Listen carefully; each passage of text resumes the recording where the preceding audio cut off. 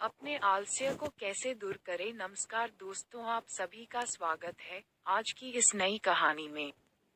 आज मैं आपको इस बुद्धा स्टोरी इन हिंदी के माध्यम से बताऊंगा कि आप अपने जीवन में आने वाले आलस्य से हमेशा के लिए छुटकारा पा सकते हैं। इससे पहले में आपको ये जानना जरूरी है कि आलस्य कैसे हमारे दिमाग पर हावी होता है और कैसे हम इससे हमेशा के लिए बाहर आए। तो चलिए शुरू करते हैं आज की कहानी को। एक बार एक बहुत ही आलसी नौजवान युवक एक महात्मा जी के पास जाता है और उनसे पूछता है कि हे महात्मन, मुझे आलस बहुत आता है, मैं क्या करूं। फिर वो महात्मा उस लड़के को उत्तर देते हुए कहते हैं, आलस आने के दो कारण है। पहला कारण तो ये है कि जीवन में कोई बड़ा लक्ष्य का ना होना, और दूसरा कारण है हमारा मन और शरीर कैसे काम करता है इसकी हमने समझना होना।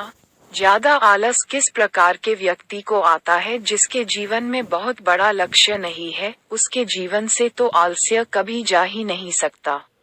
लेकिन जिस व्यक्ति का कोई लक्ष्य तो है लेकिन उसे अपने मन और तन की समझ नहीं है, वह भी हमेशा आलस्य से घिरा रहता है। हमारा मन बहुत ही बड़ा कलाकार है, इसलिए ये हमें मूर्ख बनाने में कोई ज्यादा समय नहीं लगाता। मन कैसे हमें बेवकूफ बनाता है, आइए जानते हैं। जब हम ध्यान करने की कोशिश करते हैं तो हमारा मन हमसे कभी यह नहीं कहेगा कि मुझे ध्यान नहीं करना, बल्कि ये तुमसे कहेगा कि ध्यान करना तो अभी सही नहीं है, ये तो ब्रह्म मुहूर्त में अच्छा होता है। इसलिए ये अपने काम से आसानी से इस प्रकार छुटकारा ले लेगा और इससे आप भी खुश होंगे, क्योंकि आप नहीं समझ पाए कि आप बेवकूफ बन गए। क्योंकि मन ने आपको एक नई राह दिखाकर आपसे किनारा कर लिया है, क्योंकि अब न तो आप ब्रह्म मुहूर्त में उठ पाएंगे ना ध्यान कर पाओगे। इसी प्रकार ये तुम्हें धन कमाने के लिए भी कभी मना नहीं करेगा, ये तुम्हें समझाएगा कि धन ही सब कुछ थोड़ी होता है, धन से सब कुछ हासिल नहीं किया जा सकता। इस प्रकार ये कभी तुम्हारा विरोध नहीं करेगा, बल्कि तुम्हें मूर्ख बनाता है। आप सोचकर देखो, बिल्कुल ऐसा ही होता है ना तुम्हारे साथ। और कमाल की बात तो ये है कि तुम मूर्ख बन भी जाते हो। लड़के को महात्मा की सारी बात सच लगी तो उसने महात्मा जी से आगे प्रश्न पूछते हुए कहा कि महात्मन, आप मुझे इसका कोई उचित समाधान बताएं। फिर महात्मा जी बोले, जो ये तुम्हारे साथ करता है वही तुम अपने मन के साथ करो। जैसे तुम्हारा मन तुम्हें मूर्ख बना रहा है, वैसे तुम इसे मूर्ख बनाओ। जब तुम्हारा मन तुम्हें कहे कि कुछ देर आराम कर लेता हूँ और सो जाता हूँ, उसके बाद काम करूंगा, तो तुम इससे कहो कि थोड़ी ज्यादा देर आराम कर लूंगा, लेकिन उससे पहले ये काम खत्म कर लेता हूँ, बस थोड़ा सा तो काम है। जब तुम्हारा मन कहे कि आज स्वादिष्ट भोजन करूंगा, तो तुम इससे कहो कि हाँ क्यों नहीं, भोजन के साथ साथ आज अच्छी मिठाई भी लूंगा, लेकिन उससे पहले 1 घंटा कसरत कर लेता हूँ, ताकि वो अच्छे से मुझे हजम हो सके और मैं उसका पूरा आनंद ले सकूं। इस प्रकार तुम अपने मन को मूर्ख बनाओ। लड़का अगला सवाल करते हुए कहता है, हे महात्मा, मैं कब तक अपने मन को इस प्रकार मूर्ख बनाओ। फिर महात्मा जी उससे बोले कि जब तक अपने आलस से मुक्त रहना चाहते हो तब तक तुम्हें अपने मन को मूर्ख बनाते रहना होगा। लड़का कहता है, कभी कभी तो ऐसा होता है कि मुझे अफसोस होता है, मैं अपने जीवन में कुछ कर नहीं रहा हूँ, लेकिन मेरे भीतर से कुछ करने का मेरा मन ही नहीं होता, तो ऐसी स्थिति में मैं क्या करूँ। ये सुनकर महात्मा जी कहते हैं, मन को तुम मूर्ख बना सकते हो, लेकिन शरीर को तुम्हें समझना होगा। हमारा शरीर चलता है भोजन से, तुम यदि गलत भोजन करोगे तो सही कम कैसे करोगे, कैसे तुम्हें काम करने की ऊर्जा मिलेगी। गलत भोजन यानी जो तुम्हारे स्वास्थ्य के अनुकूल ना हो, लेकिन तुम अपने स्वाद के लिए खाते हो, जिसका पाचन तुम्हारे शरीर में होता नहीं है। इसलिए तुम ऐसे भोजन को छोड़कर ऐसा भोजन करो जो कि तुम्हारे अंदर ऊर्जा उत्पन्न करे, न कि तुम्हें आलस्य से भर दे। जैसे कि ताजा फल, हरी ताजी सब्जियां और घर का बना शुद्ध खाना आदि। लड़का अगला सवाल करता है, मेहतमन कृपया मुझे ये बताएं कि मैं शुरुआत कैसे करूं।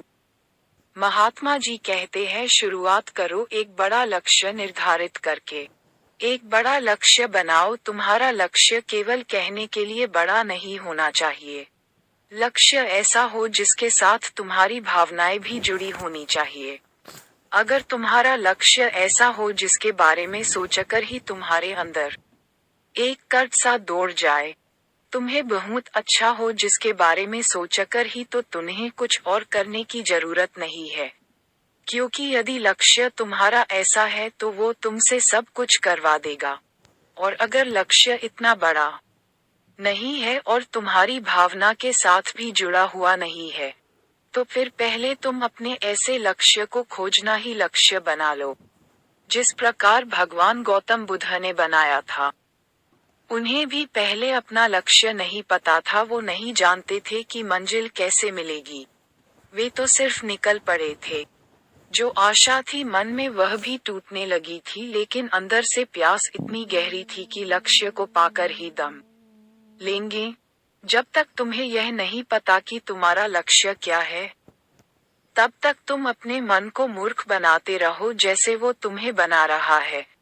कोई भी व्यक्ति शराबी बनना नहीं चाहता, लेकिन वह धीरे धीरे थोड़ा थोड़ा करके अपने मन के जाल में फंस जाता है और उसका मन उसे शराबी बना ही देता है। इसी प्रकार कोई भी व्यक्ति चोर बनना नहीं चाहता है, लेकिन मन उसे लालच देकर चोर भी बना ही देता है। एक बात तो तुम भी हमेशा याद रखना, जब तक तुम बुद्धि से ऊपर उठकर बुद्ध नहीं बन जाते, तब तक तुम्हारे पास दो विकल्प है। या तो तुम अपने मन के द्वारा मूर्ख बनो या फिर तुम इसे मूर्ख बनाओ। कामयाब होने के लिए ऐसा करो, बीच का कोई रास्ता नहीं है। अगर तुमने अपने मन को मूर्ख बनाना बंद कर दिया तो यह मन तुम्हें मूर्ख बना ही देगा। महात्मा की बातें सुन फिर वह नौजवान लड़का कहता है कि यह तो आसान है, मन को मूर्ख बनाया जा सकता है। वे महात्मा मुस्कुराते हुए कहते हैं, यह आसन भी तुम्हारे मन को लग रहा है, वही कह रहा है कि ये आसन है। ये मन कब और कैसी चल चले उसे जानने के लिए तुम्हें जागरूक रहना पड़ेगा। अपनी जागरूकता को बढ़ाओ और जागरूक व्यक्तियों के साथ रहो और अपने खुद के साथ भी समय बिताओ। अगर तुम आलसी व्यक्तियों के साथ रहोगे तो तुम भी आलसी बन जाओगे, क्योंकि ऊर्जावान लोगों के साथ रहने से तुम भी ऊर्जावान बने रहोगे। फिर वह लड़का महात्मा जी से कहता है कि मुझे अपने मन को मूर्ख बनाना अभी और इसी वक्त शुरू कर देना चाहिए। महात्मा बोले, हाँ, सही कहा तुमने। सही समय की प्रतीक्षा करना भी इसी मन की चाल है। तुम्हें इसमें फंसना नहीं है। इसलिए अभी और इसी समय अपने काम पर लग जाओ और अपने मन पर विजय प्राप्त करो। दोस्तों, कैसी लगी आपको यह आज की कहानी? प्लीज आप इसे लाइक करें और एक प्यारा सा कमेंट भी करें। धन्यवाद।